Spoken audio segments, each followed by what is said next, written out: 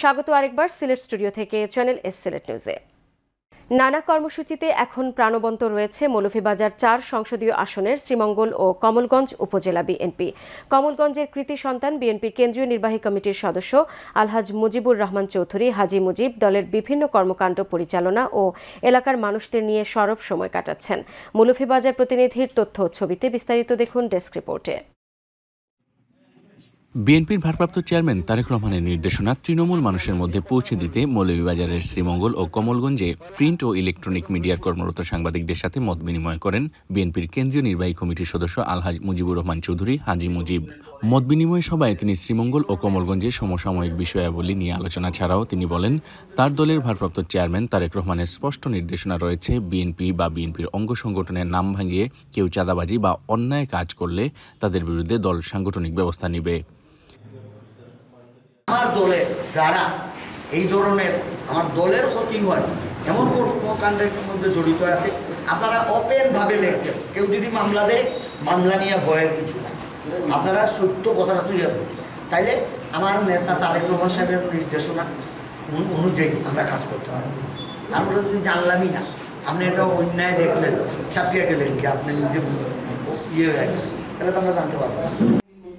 মত বিনিময় সভায় শ্রমিক দল নেতা সহ উপজেলা বিএনপির নেতৃবৃন্দ উপস্থিত ছিলেন। কমলগঞ্জ শ্রীমঙ্গল মাটির মানুষের নেতা আলহাজ মুজিবুর রহমান সাহেবকে পেয়ে আমার শ্রমিক দল শ্রমিক ইউনিয়ন আমাদের ঐক্যফ্রন্ট এত আনন্দিত হয়েছে যে ওই মহান নেতাকে পাশে পেয়ে তারা আনন্দ দিশারা হয়ে তাদের মনে অনেক দিনের আকাঙ্ক্ষা পূরণ হয়েছে। এইটুকু যদি পারি না প্রশাসনের মাধ্যমে এই দখলবাজ বালুর মহালদারি যারা বিভিন্ন টেন্ডারবাজি চাঁদাবাজি যারা করে এদের কাছ থেকে আমরা মুক্তি পেতে হবে। আমরা যে দলের কর্মকাণ্ড চালিয়ে যাচ্ছি, আমাদের কর্মকাণ্ড কতটুকু সঠিকভাবে চালিয়ে যাচ্ছি আপনাদের সম্মুখে তুলে ধরবেন। আপনারা এই জিনিসটা মিডিয়া এবং পত্রিকায় প্রচার করবেন।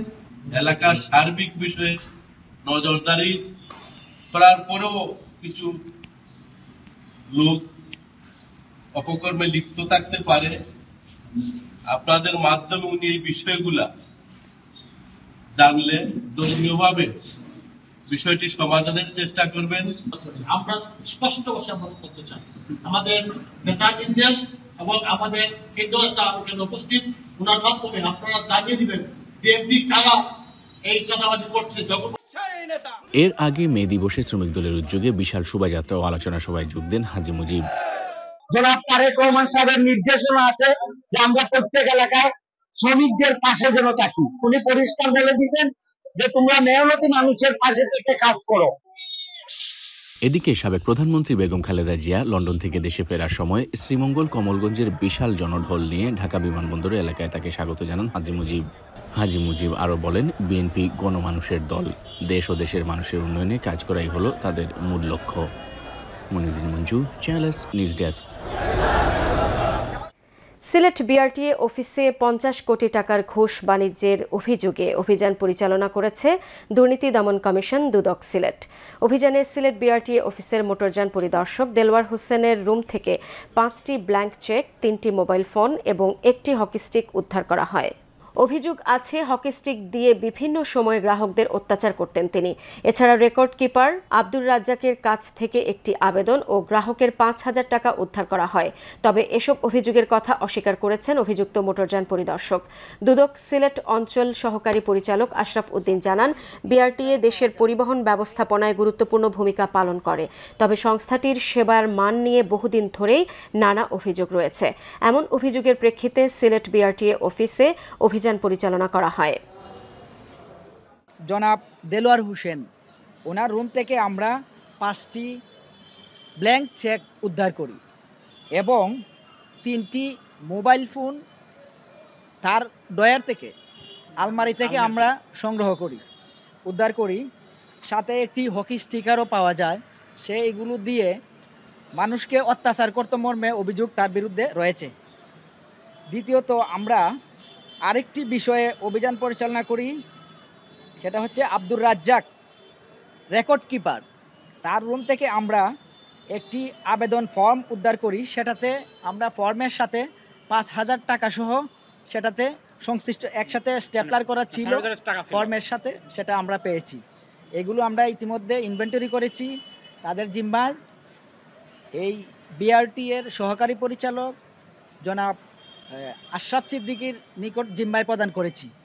মৌলভীবাজারের স্থানীয় একটি কমিউনিটি সেন্টারে মানবতার স্বপ্ন সংগঠন মৌলভীবাজারের উদ্যোগে এক সংবর্ধনা ও খাদ্য সামগ্রী বিতরণ অনুষ্ঠান 2025 অনুষ্ঠিত হয়েছে। বিস্তারিত জানাচ্ছেন আমাদের মৌলভীবাজারের head of news Khaled Chowdhury. ক্যামেরায় ছিলেন অশ্বিনী সিনহা।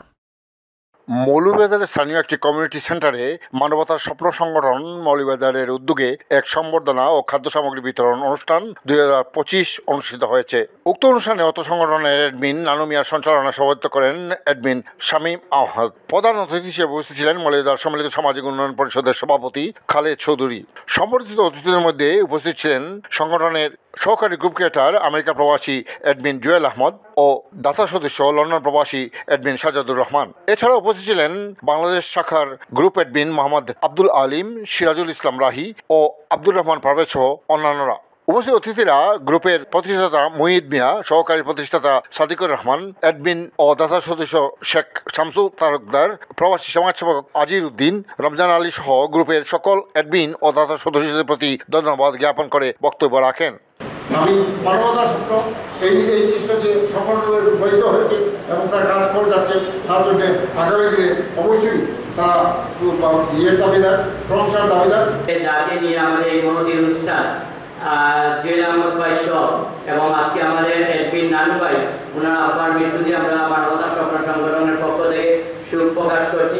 আপনারা সবাই দোয়া করবেন। বিশেষ করে আমি আজকে ধন্যবাদ জানাই আমার মানবতার স্বপ্ন সংগঠনের বাংলাদেশ টিমের সকল ভাইকে যে সুন্দর করে আজকের এই আয়োজনটি ওনারা করেছেন, ওনাদের অসংখ্য ধন্যবাদ। আজকের যার মাধ্যমে এই দুইজনের মাধ্যমে আজকে আপনার অনুষ্ঠান, আমরা সম্মানিত সহকারী গ্রুপ ক্রিয়েটর জনাব জুয়েল আহমদ, ওনার দেশে আগমন উপলক্ষে এবং সাজ্জাদুর রহমান ভাই মূল্যবান সময় দেওয়ার জন্য আমরা ধন্যবাদ জানাই। নানু ভাই আব্বা মাতৃতা দোয়া হইবে কেন আমাদের প্রবাসে যারা আছেন তাদের আর্থিক সহযোগিতা এবং ওনাদের তদারকি এবং ওনাদের সঠিক এবং স্বচ্ছভাবে যে আমরা মানবতার স্বপ্ন সংগঠন চালিয়ে নিয়ে যাচ্ছি। আমাদের এই গ্রুপে আপনারা যারা আছেন অনেক প্রোগ্রামে দেখে আসবেন, অনেক বড় অর্থের টাকা দিয়ে মানুষের পাশে দাঁড়ানো হচ্ছে। ইনশাআল্লাহ আমরা সবাই এক কাজ করিয়া কাম করতাম। অনুষ্ঠানের এক পর্যায়ে গ্রুপ অ্যাডমিন নানু মিয়ার পিতার রুহের মাগফিরাত কামনা করে দোয়া করা হয়।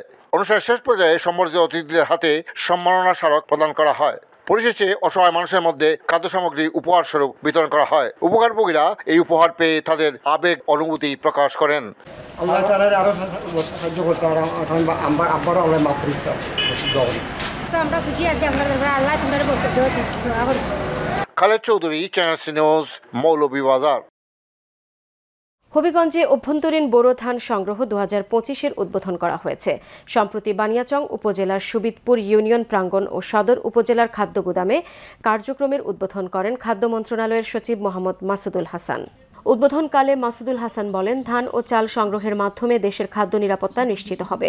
ধান ও চাল সংগ্রহ কার্যক্রমের মাধ্যমে কৃষকরা তাদের উৎপাদিত ধান ন্যায্য মূল্যে বিক্রি করতে পারবেন। এছাড়া এর ফলে বাজারে কৃত্রিম সংকট সৃষ্টি হবে না। সরকারি গুদামে ধান ও চাল সংগ্রহের মাধ্যমে খাদ্য মজুদ নিশ্চিতের মাধ্যমে দুর্যোগ ও চাহিদার সময়ে জনগণের নিরাপত্তা দেয়া সম্ভব হবে বলেও জানান তিনি। হবিগঞ্জ জেলা প্রশাসন ও খাদ্য বিভাগের আয়োজনে বানিয়াচং উপজেলা নির্বাহী অফিসার মাহমুদা বেগম সাথীর সভাপতিত্বে বিশেষ অতিথি হিসেবে উপস্থিত ছিলেন জেলা প্রশাসক ডক্টর মোহাম্মদ ফরিদুর রহমান, সিলেট বিভাগের আঞ্চলিক খাদ্য নিয়ন্ত্রক এস.এম. সাইফুল ইসলাম ও হবিগঞ্জ কৃষি সম্প্রসারণ অধিদপ্তরের উপপরিচালক মোহাম্মদ আক্তারুজ্জামান। এবার হবিগঞ্জ জেলায় বোরো ধান সংগ্রহের লক্ষ্যমাত্রা 36 টাকা কেজি ধরে 8,257 মেট্রিক টন, সিদ্ধ চাল 49 টাকা দরে 19,297 মেট্রিক টন এবং আতপ চাল প্রতি কেজি 48 টাকা হিসেবে 4,879 মেট্রিক টন সংগ্রহ করা হবে। মৌলভীবাজারের কমলগঞ্জ ও বড়লেখা থানায় ভারত থেকে পুশ করা 59 জনকে হস্তান্তর করেছে বিজিবি। এর মধ্যে কমলগঞ্জে 15 ও বড়লেখায় 44 জন। 46 বিজিবির অধিনায়ক লেফটেন্যান্ট কর্নেল ASM জাকারিয়া জানান, আটককৃতদের যাচাই বাছাই করে দেখা গেছে তারা বাংলাদেশি। তাদেরকে পুলিশের কাছে হস্তান্তর করা হয়েছে, তবে তাদের বিরুদ্ধে কোনো মামলা দেওয়া হয়নি। তাদের স্বজনদের জিম্মায় ছেড়ে দেওয়া যেতে পারে। এদিকে বড়লেখা থানার ওসি তদন্ত জানান, সকালে 44 জন নারী পুরুষকে 52 বিজিবি তাদের কাছে হস্তান্তর করেছে। আইন প্রক্রিয়া শেষে তাদের স্বজনদের কাছে ছেড়ে দেওয়া হবে। সিলেট নিউজ আজ এই পর্যন্তই। সিলেট বিভাগের প্রত্যন্ত অঞ্চলের খবর জানতে চোখ রাখুন চ্যানেল এস এর পর্দায়। সবাইকে আবারও ধন্যবাদ এতক্ষণ সঙ্গে থাকার জন্য। আল্লাহ হাফেজ।